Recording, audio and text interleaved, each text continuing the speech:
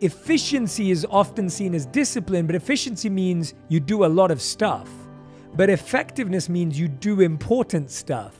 If you're someone that believes you waste a lot of time, or maybe you're just not productive enough, maybe you don't get enough done, maybe you're overthinking, procrastinating, or don't know how to make a plan, this video is for you, because I'm going to show you the 8 ways that I save more time, make more time, and create more with my time. Let me ask you a question. How many of you believe that you're good at multitasking? Now, studies show that only 2% of the world's population is actually able to multitask. And researchers say that when people hear that, they always assume that they're in that 2%. Maybe you're sitting there at home thinking the same thing. The truth is, most of us are in the 98%, say researchers, and therefore we have to focus on something called single tasking or monotasking. This is the idea that we focus on one thing at a time. This sounds counterintuitive. A lot of people say, well, if I'm doing less things, that's going to take more time. The truth is, when you focus on one thing at one time, not only does your productivity and your efficiency go up, your fatigue goes down and your stress goes down as well. Next time you get lost in that battle of trying to do loads of different things at the same time, press pause, take a step back, take a breath, and just focus on that one activity. This applies to eating, it applies to driving, it applies to texting, it applies to speaking on the phone or a Zoom call. Just do that one thing. A few years ago, I read a study that changed the way I live. You can't be logical and creative at the same time. Your brain and mind is using different faculties and different abilities to do different types of tasks. Imagine you're in meetings all day about numbers and data and analytics, and all of a sudden you're asked to do something creative, maybe write a speech or give a presentation. It can be really, really difficult to switch from one side of your brain to the other side in a matter of seconds. With very little organizing and planning, we're literally going like a pendulum, swinging from one task to another, which is requiring different parts of our brain and the abilities that we have. The way I solve this is that I start every day by first writing down my to-do list. I look at all the activities that I have to do. Now, in the examples I give in this video, I've simplified my task to make it easier, but know that I do this with a lot more detail. You want to draw a line down the middle of the page. On one side of it, write logical, and on the other side of it, write creative. You now want to plot and mark where these tasks on your to-do list fit, either in the logical category or in the creative category. The question you're asking yourself is this task largely structured, focused? Does it have certain boundaries? Is it quite a logical step-by-step process? Or is this creative? Is it more of a brainstorm? Is it somewhere where you need to feel free and expressive? After you've divided these tasks, you now want to write down the time estimate that specific task is going to take. What ends up happening is you start to plot your week by saying Mondays are going to be creative, Tuesdays are logical, Wednesdays are logical, Thursdays are creative, and Fridays are creative. Or you may also divide your day up into logical mornings and creative afternoons, or creative mornings and logical afternoons. This division, this time blocking, allows you to get really immersed into the activity, really focus, and be more productive and effective. So this might be unpopular opinion, but I live by this, and it has truly been a game changer in my world. If it's not in the calendar, it won't get done. It's not really a priority, right? You have to make sure that it's in your plan, it's in your day. So I'm gonna show you quickly what my calendar and schedule look like. That is my life this month. As you can see, it's color-coded, it's beautifully designed.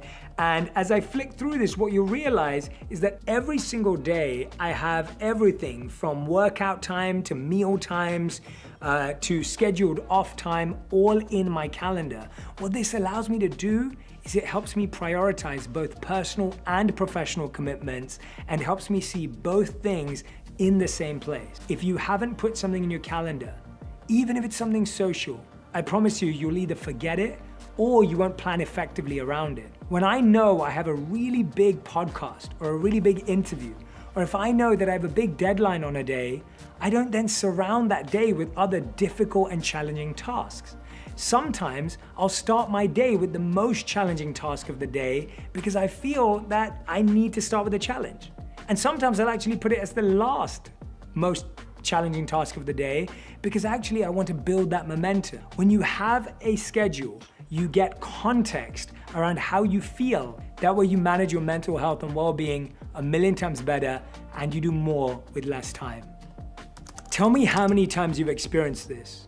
You check everything off your to-do list, but you still feel unfulfilled. You've used your time wisely, you've managed to accomplish every task, but you still end the day, when your head hits the pillow, you still feel like you failed.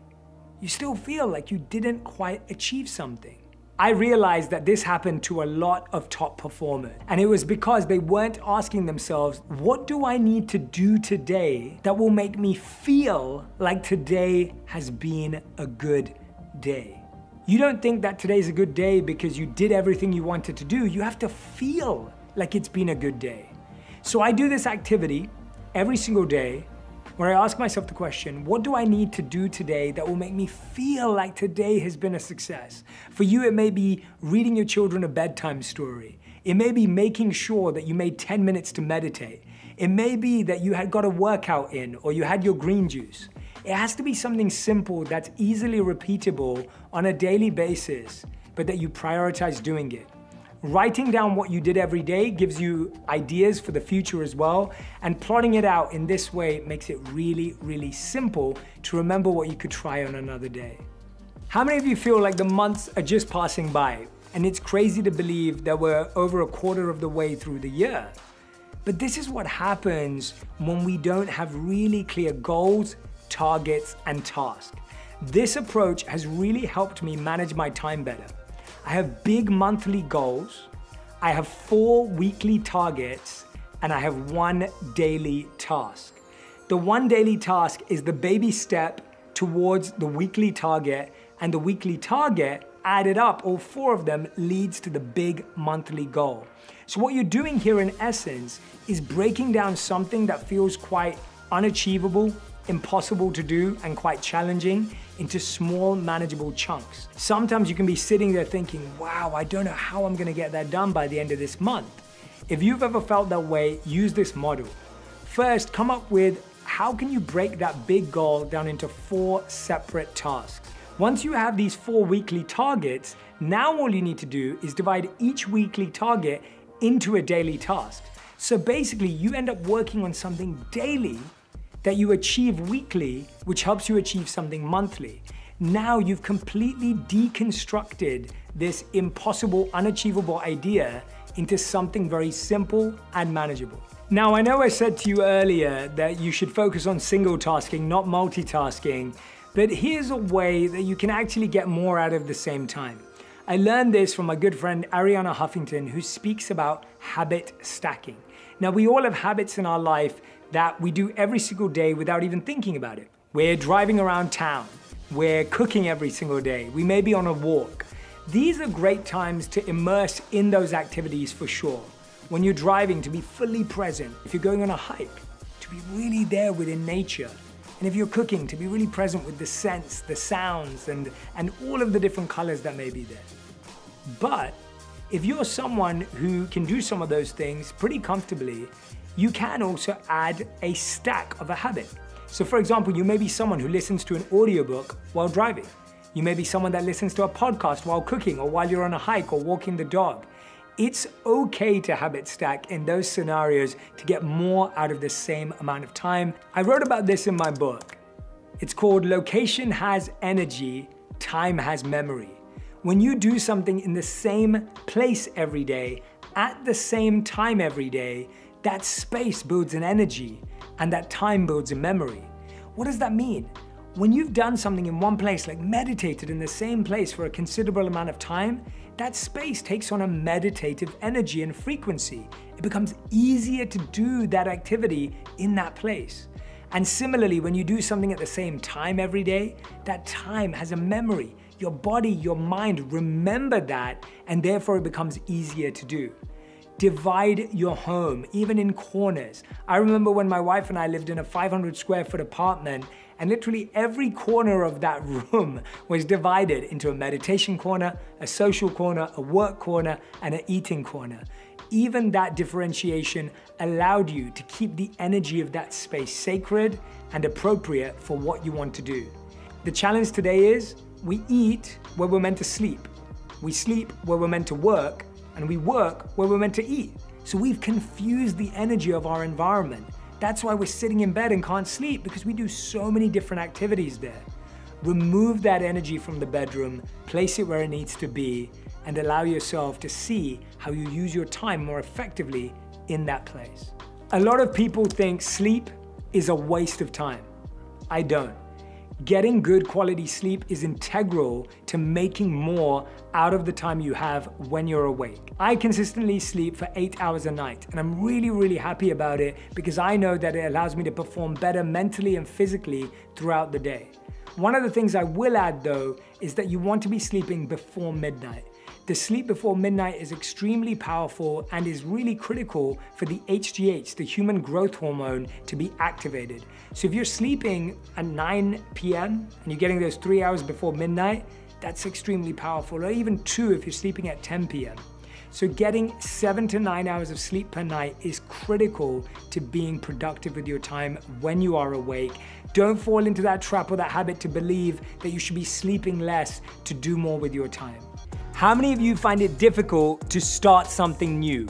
Or maybe you find yourself spending hours waiting around for that perfect idea. Or maybe you're someone who just feels confused about doing anything and everything. If you can relate to any of those statements, this video is for you. I always thought that we wasted time because we were lazy or we were indecisive.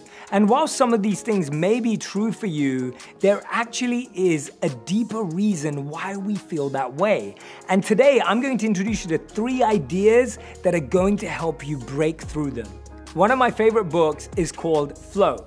I was recently rereading it on the Blinkist app. Flow talks about flow state, which is experienced by musicians, rappers, singers, athletes when they're in the zone. When they're performing at such a high level, they even forget space, time, and everything around them, and you get to see art or magic in real life. Now, there are a lot of amazing lessons inside Flow, but one of my favorite ones is this discussion when you're looking at skills versus challenges. How many of you have ever felt that you don't have the best skills in an area and the challenge feels really high? Chances are, if you've experienced that, you end up feeling frustrated or stuck and disappointed in yourself, and that's one of the reasons why you start overthinking and procrastinating. You don't have the skills, you have a challenge or a goal that's set really high, and now you feel overwhelmed and overburdened by the height of that target that you just give up and stop working.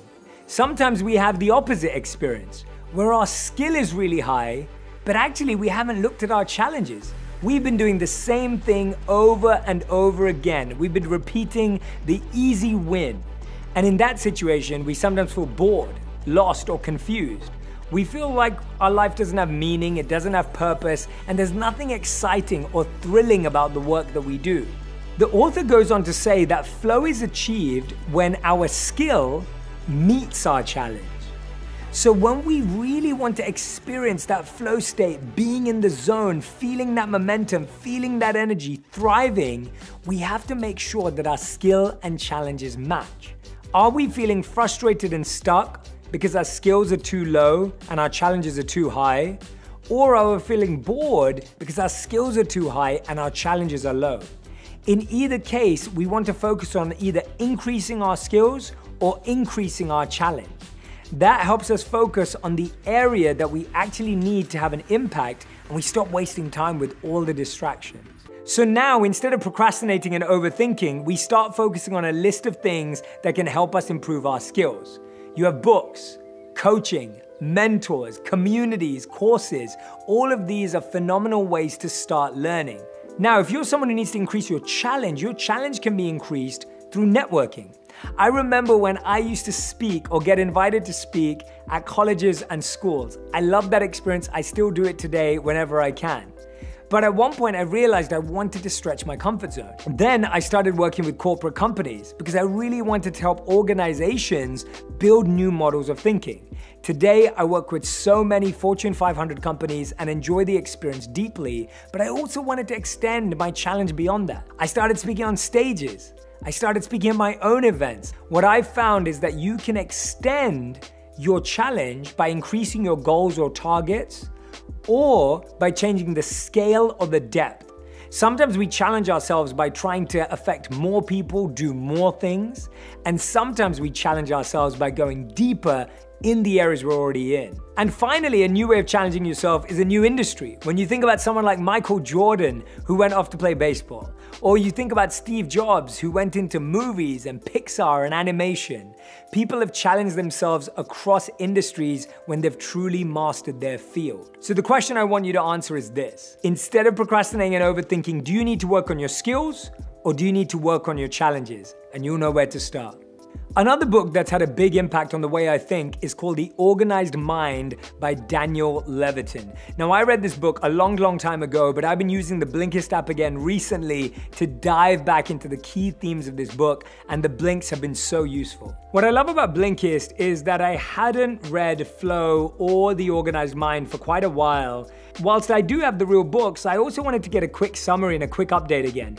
So I went on and found Flow and realized that I could read it in 18 minutes and 10 blinks. They simplify the book into these blinks that make it really easy to digest. One of my favorite concepts from this book that truly changed the way I think is around decision fatigue. Now, I want you to take a moment to just jot down what are the decisions you make every morning before you've got out of bed, before you get into your commute or start your workday. Chances are you spend a lot of time thinking about what to wear, what to eat that morning. You might even think about what to eat for lunch, what to eat for dinner. You might be wondering around what movie you're gonna watch tonight, what episode of which show you're going to watch when you get back. You may even be thinking about what meeting do I have? What person do I have to connect with today? What do I even have to do today? These are very common things for a lot of us. The concept of decision fatigue teaches us that so many of us are making so many insignificant decisions in the morning that by the time we start our workday, we're already exhausted from making decisions. We overthink about the smaller things that should be easy, and now we have no energy for the bigger things that do require our attention and our awareness. I want you to create a table of decisions to make the night before and decisions to make the day of. What that's going to help you do is give you something to focus on the night before so that you can be prepared and well ahead of schedule before the next day, and be really clear about what you can only do on that day. Now, the night before, you want to be doing that either at the end of your workday or just after dinner. The reason is because at the end of your workday, you can set yourself up for success the next day. For those of you that want to leave it till after dinner, the reason why I say after is because we make better decisions when we're eaten and when we've nourished. So what we're essentially doing with decision fatigue is that we're stopping ourselves from overthinking about the smaller, irrelevant to some degree, insignificant decisions to the more significant decisions. Now, I'm not saying that eating food is not important.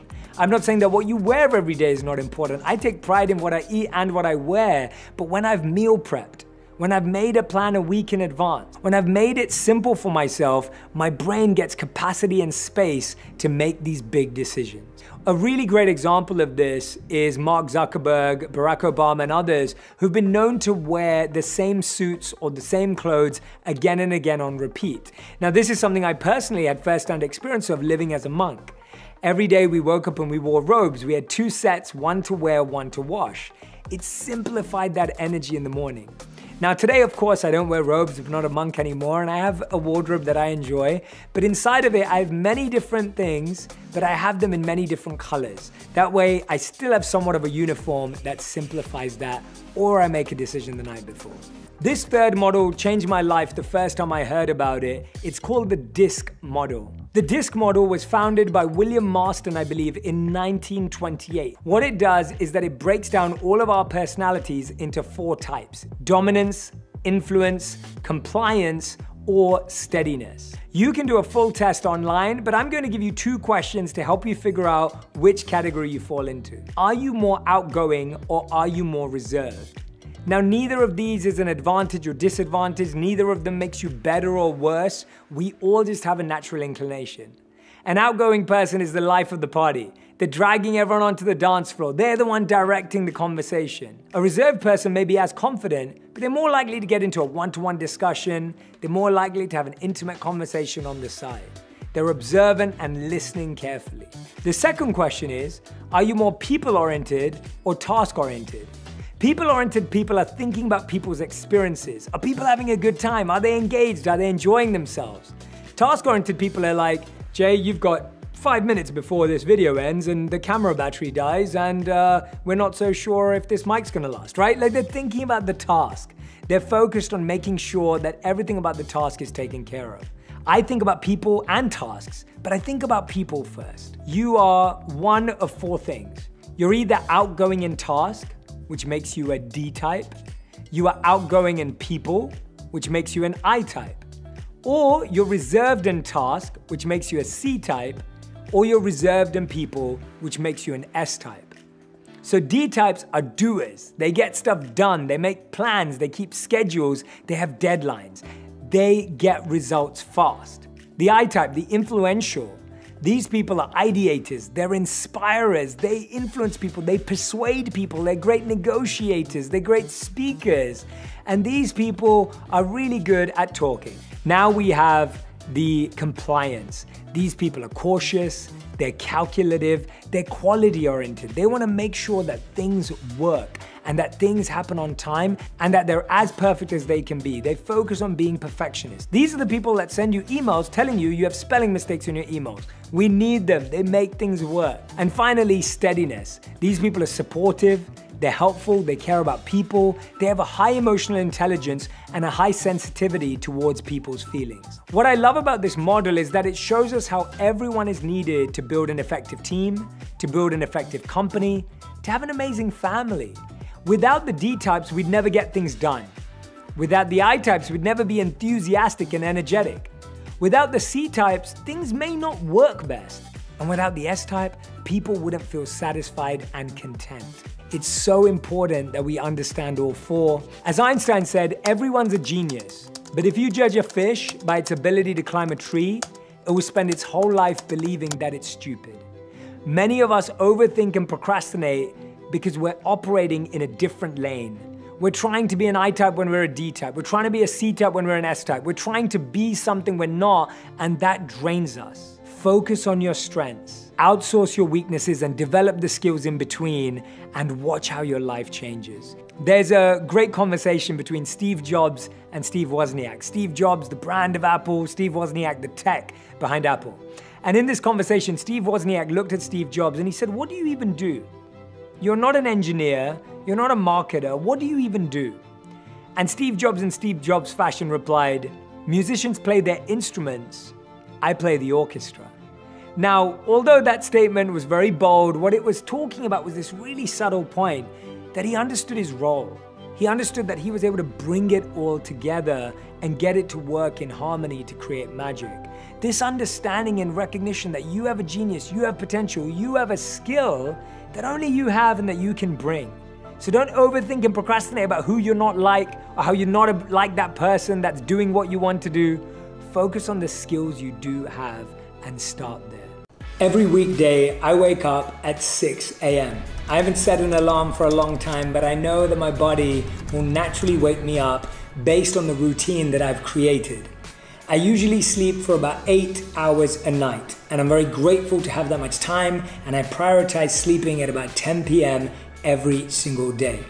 When I'm up, the first thing my mind wants to do is say something like, "I feel so tired.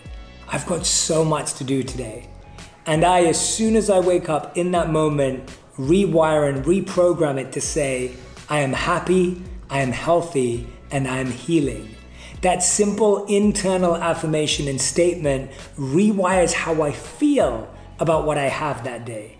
I'm grateful for the opportunities in the work I have. I'm healing with the challenges I have. And my body is healthy because I'm able to get out of bed. I don't look at my phone in the morning. Trust me, I don't always follow this. I've broken that rule many, many times. I'm not perfect. I've failed at it countless times, but I keep trying to rise back to this rule. Why? Because I feel amazing. The amount of clarity in my mind, the stillness that I experience when my phone isn't the first thing that I see is inconceivable. And I highly recommend that you try it out just for 7 days. Don't look at your phone first thing in the morning and see how different you feel for the rest of the day. I promise you, you're going to feel more energetic, more productive, and more creative than you've ever been before. Now, I've been practicing something for a long time now called mindful brushing. I brush each tooth for around 4 seconds before I move the toothbrush. This mindful process allows me to start the day at my own time, in my own pace. So often before, I used to rush brushing my teeth. Not only would I be damaging my gums and damaging my teeth, by the way, dentists will tell you about that, I actually was starting my day off in a panic with stress. Slowing down the first activity of the day allows you to start and move at your own pace, in your own time. The next thing I do after a shower is meditate. Meditation has been a part of my daily practice for the last 16 years, where I've meditated for at least 2 hours a day. Often this is broken up throughout the days. On a busy day, on an amazing day, I get to do 2 hours first thing in the morning. Sometimes I'll do 1 hour in the morning, 1 hour in the evening, or sometimes I'll do 30-minute slots 4 times a day. This really allows me to find that center, to find that alignment, and find that balance throughout the day. My meditation practice includes 3 types of meditation: breathwork, visualization, and mantra. For those of you that have read Think Like a Monk, you know that I break down these practices inside the book so that you can practice them at home as well. Breathwork is a phenomenal way of calming and centering my body. Visualization is a great way to prepare my mind for all the meetings and events and everything I have to do throughout the day. And the mantra is for my soul. It's to help me feel connected to my purpose, make me feel connected to divine energy and the supreme source, so that I can be an instrument of that joy, of that happiness, and of that love in the world with everyone I meet. Recently, I've updated my morning meditation using the Aura Ring app, where I take a moment to check my body status. What this does is that it helps me measure my heart rate, my breath rate, and my skin temperature just for a moment. Just to take a status check, just to check in with myself and say, how am I feeling? How am I doing right now? It even asks me if I'm feeling better or worse after the moment. And that allows me to get that really critical piece of insight into how I feel right now. When you bump into someone, you always ask them, how are you doing? How are you feeling? Take a moment to ask yourself that with the Moments feature on the Aura Ring app. After my meditation practice, I literally take 2 to 3 minutes to set my intention for the day and my attention for the day. I've found that this activity allows me to create the energy and the mental space I need to try and live by higher values. Now again, I fail at this all the time. I can go through the day and then realize I haven't been loving, I haven't been kind, I haven't been the nicest person that day. But the thing is, when I write it down in the morning, I promise you, I'm more likely to be what I write on the page. I'm reminded to be what I write on the page. I also take a moment to write 3 things I'm grateful for. And no matter how hard it is, I promise you, there are some days where I'm like, I've just got complaints. I've got nothing to be grateful for. And even on those days, I will push myself to write down something I'm grateful for, and I'll always find an answer. Starting your day off in this way gets this right, so that now every action can actually be inspired by that intention. Everything that you do externally will be created by how you feel internally, and now you can take that energy out into the world. We are headed to morning tennis, so this is something that I do around 4 times a week. I realized that I just miss playing sport. When I'd wake up in the morning and I'd head over to the gym or with the trainer, I always found that slightly stressful. The idea of just being there with one person and trying to do a bunch of exercises that were meaningless or purposeless, at least to me. But going to play, it's just incredible. To play tennis every morning, I feel like I'm back at school and I'm starting my day with some great energy, some positivity, a little bit of healthy competition. So for the past 3 to 4 months, I've been wearing the Oura Ring, and it's been amazing to have it on, truly, because for the first time I can actually verify what I'm doing, how powerful and impactful it is on my physical and mental health. And I can actually track, record, and look back and plan. And I realize this because there's so much thought in business and in technology all around how you can't improve what you don't measure. And the truth is, we never measure our sleep. We kind of take a guess. Oh, I've been getting around 6 hours or 7 hours of sleep this week. It's a guess. It's random, it's made up. You're hoping you kind of got it right. You're like, oh yeah, but last week I worked out a lot. And you don't know, it's just an assumption, it's just an idea. Whereas now I can actually look back, I can look at how the week's been, I can understand why I feel tired, I can understand what I need to do this weekend. Play has become such an important value to me. There's a beautiful quote that I believe was said by Richard Branson, where he said that we don't stop playing because we get old. We get old because we stop playing. And I realized that play was such an important value for me. It was such an important principle for me that I had to start my day off with play. A bit of healthy competition, feeling like I'm learning a new skill, feeling like I'm building a new athletic ability allows me to start the day off feeling like a learner and someone who's growing. So usually after a game of tennis, I sit down to look at my stats. It's a great way of keeping that measurement, thinking about what's coming ahead for the rest of the day. And I can see that it's automatically detected that I've had a 506 active calorie burn. I've got an activity score of 79. I've got a total burn of 2,357 calories, and I've already done 4,000 steps for the day. So I love starting my day off with that data. It helps me feel like I've started on the right foot, and now I know what I've got to do to hit my goals. It's also told me that my training volume is optimal, my training frequency is optimal as well, and I've got to still stay active today because I'm still in the red. So that's telling me that I need to move around regularly and avoid long periods of inactivity, which helps me stay healthy and keep my metabolism high. This is a great reminder because throughout the day it will keep reminding me to be active, whether I'm sitting at my desk for too long or whether I'm sitting there writing scripts. It will tell me to get up and move around. And until my activity reaches optimal, I'll know that I still got to keep moving. As soon as I get back from tennis, I have some breakfast. My current breakfast of choice is a chia seed breakfast bowl. It has blueberries and raspberries inside as well, and it's been amazing for my gut health. I find that figuring out the food that's right for your gut is so important, and it's so personal and unique. It's taken me a long time to figure out what to have for breakfast that didn't leave me feeling bloated, didn't feel me leaving uncomfortable throughout the rest of the day, and a chia seed breakfast bowl has been the best thing that I've had. As I'm coming to the end of breakfast, that's usually when I look at my stats from the night before. I look at the quality of my sleep, the quality of my REM sleep, my deep sleep. I look at what I need to do today. And what I love about the Oura Ring app is that it guides me and coaches me throughout my day. It will tell me what time I should aim to be asleep. It will tell me what to avoid. It will even tell me to stay active. For me, it's really useful having this guide in my pocket and helping me make my choices throughout the day.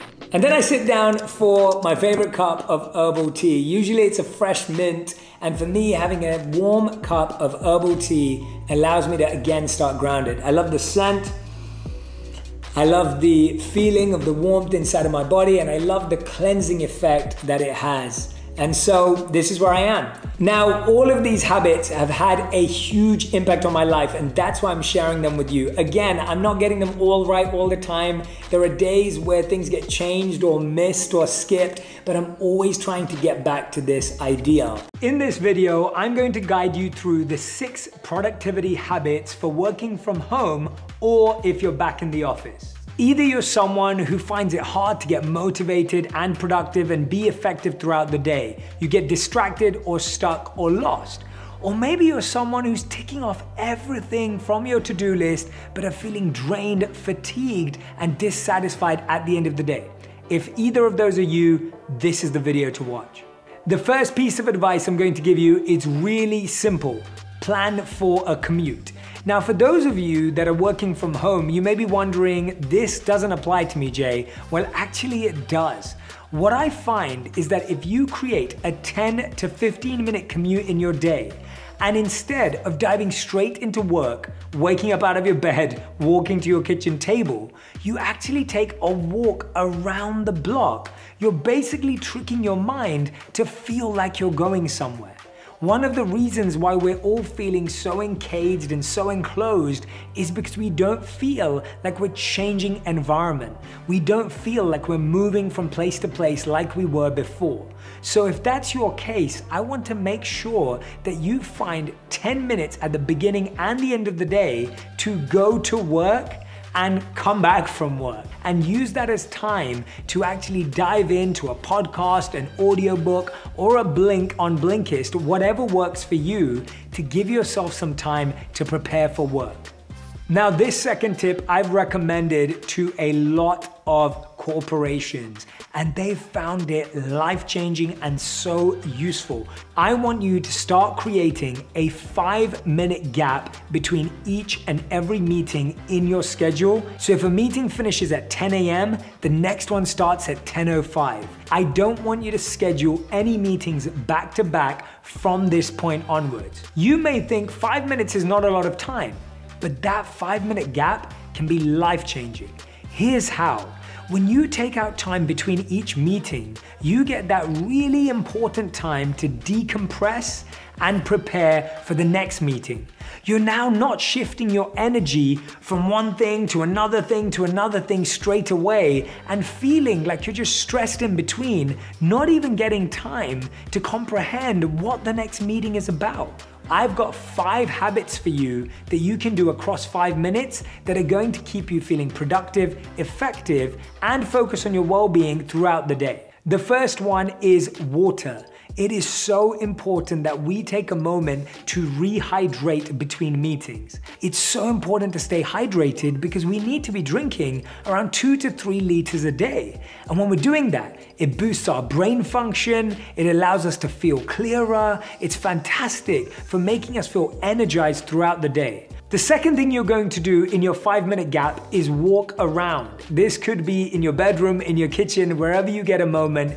It's really, really important to get moving. So many of us are feeling so stagnant and stuck at the moment because we're sitting at our desks all day long. We no longer have a lunch to get up to or a meeting on the other side of our offices to meet someone. We're in the same place. This is causing a lot of issues with our posture, the way our body feels, the way our muscles are. It's not natural for us to be locked into a sitting position throughout the whole day. The third is to watch. By watch, I mean watch a view.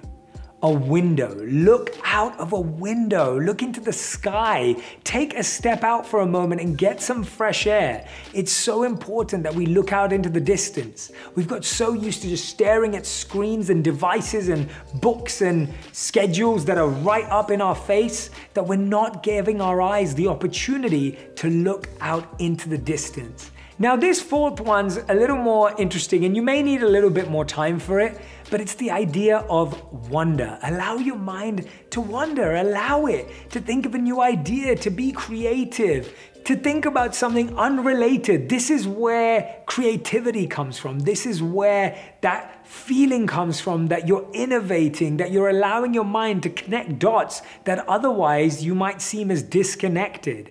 And the fifth and final thing that you can do in those 5 minutes is to wind down. And one of the best ways to wind down is through your breath. Allow yourself a few moments to breathe in for the same amount of time as you breathe out. A very simple way to do this is breathe in for a count of 1 to 4 and breathe out for a count of 1 to 4. How many of you ever felt that your mind is ahead of your body? Your mind is racing around, but your body feels sluggish and tired. If you want to bring your body and mind back into sync, back into alignment, you want to breathe in and breathe out for the same amount of time. Doing this breathing practice allows you to walk in with a clear mind, with a relaxed body, and reduces your anxiety throughout the day. Now, some of you may be using your car to commute if you're back in the office or you have a job that relies on you being inside your vehicle. Now, if that's the case, I have loved the fact that Blinkist allows you to listen to the blinks. So you may have heard me speak about before how Blinkist summarizes books into blinks. Well, instead of just reading the chapters and the sections and the highlights, you can also listen to them. This has become one of my favorite new habits because in around 10 to 15 minutes, I can understand the essence and a book in summary. One of the books that I'm rereading right now that I'm absolutely in love with is called Measure What Matters. It's huge because it talks about how if we're not measuring something, we can't improve it. If we're not focusing on something, we don't know how it can become better. So for me, being able to listen into these blinks and learn at the same time while I'm on the go, while I'm on the move, is such a refreshing way to stay on top of my growth and my focus. I really find that using my car time wisely is a game changer. This next one is all about shifting from what we call small talk to big talk or deep talk. I first learned about this through Dan O'Reilly and his Irrational Labs, where at an event, they encouraged us to ask more vulnerable, deep, and bigger questions. How many of you are tired of small talk? How many of you start every meeting in the same way? Hey, how's it going? Yeah, it was good. Yeah, same old weekend. Yeah, it's been a lot. All right, let's get to work. We literally have the same conversation on repeat almost 7 times a day in every meeting. And guess what? Neither you nor the other person enjoys that conversation. Now, this point also applies whether you're working on Zoom or whether you're meeting in person again with people. We're so used to asking someone, how are you? And it's kind of a throwaway question. People usually come back and give us one of these 5 answers: good, bad, okay, fine, or We don't learn anything about the other person. We don't get an opportunity to deepen our relationship. And it's almost like we didn't even care when we asked the question. But what if we ask someone, hey, what's a challenge that you've been working through lately? How could I help you through it? Or what's something that you're trying to overcome that you may need an insight on? This type of question gives the person an opportunity to really share what's happening. That vulnerability allows you to build a deeper bond and deeper connection. And now you're actually engaging with someone in a refreshing way. Now, if you're like me and you're still spending a ton of your time on Zoom, I'm recording podcasts and interviews with some of my favorite authors. We recently had Oprah on the podcast about her new book, What Happened to You? And when I'm speaking to people on Zoom, I found that it's even more difficult to build rapport or a connection, especially if you've never met them before, in person. One of the ways I've been able to cross this bridge is by being curious, but not creepy. Now, what I mean by that is about asking someone about something that's in their background. I think by now everyone knows their Zoom shot and their Zoom location. They have a few things in the background, maybe a piece of art and maybe a picture of their family. And this is such a beautiful conversation starter, especially if you're trying to build a new relationship. Recently, I was on a call with a client and I asked him about a really interesting thing that he had hung on his wall behind him. It was a paintbrush. I was so fascinated that I had to be curious, not creepy, and ask him why he had it there. He said, my first ever job when I was around 14 years old is I used to paint fences. And after painting fences, I got to paint rooms. And after painting rooms, I got to start painting homes. And now he's an executive and a director of a large company. And he said that he hangs this paintbrush on his wall to remind him of where he started. Give the person you're speaking to an opportunity to tell you a story. I promise you it will be memorable and meaningful, and if not, hopefully it makes one of you laugh. And this final point is something that we probably already know and do, but I've seen it work wonders for me. Turn off your notifications and turn on chill, relaxing work music. I've done this for such a long time where I have a playlist that I listen to that allows me to just get into the zone. What I find music does, especially instrumental music, that's what I focus on. I try to stay away from popular music that I may listen to in the car or while I'm in the gym. What that does is it gives the mind enough distraction, enough rhythm, enough pattern, enough momentum so that you can actually focus your mind on the activity at hand. Now, some of you may prefer silence or working to chatter, and that's fine too. You can even put that type of music on. But for me, instrumental beats and rhythms are a fantastic way of getting into the zone. Turning off your notifications is just a no-brainer if you're really trying to do some deep work.